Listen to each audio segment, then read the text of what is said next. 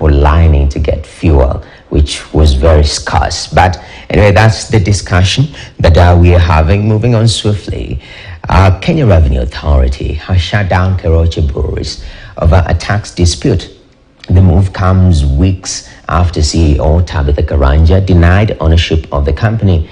The closure will now see over 400 workers lose their jobs. Keroche Breweries is not a stranger to a shutdown.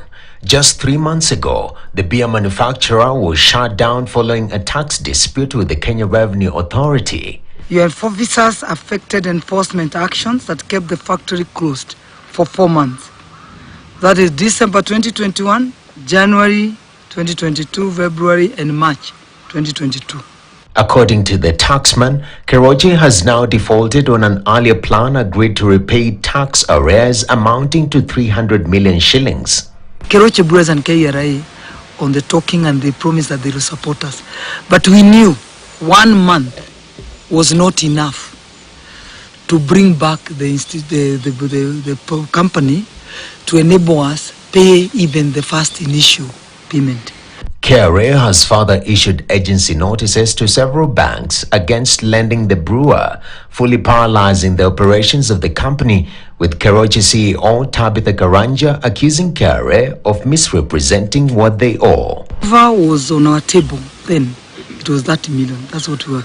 But then now the letter that went to the bank, the agency notices, is talking of over 500 million. So we find again creating that an conducive environment now in the investments to show that to invest in Keroche now is becoming more riskier, which is very wrong. Just 3 weeks ago, Tabitha Karanja denied owning Keroche Breweries in response to a suit barring her from contesting for the Nakuru senatorial seat, a factor she also attributes to this closure.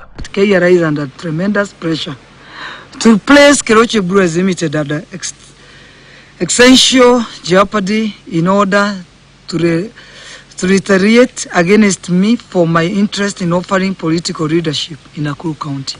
Karanja pleaded with KRA for a moratorium on the enforcement action that shut down Keroche, saying that the payment plan they agreed to was under pressure and unsustainable.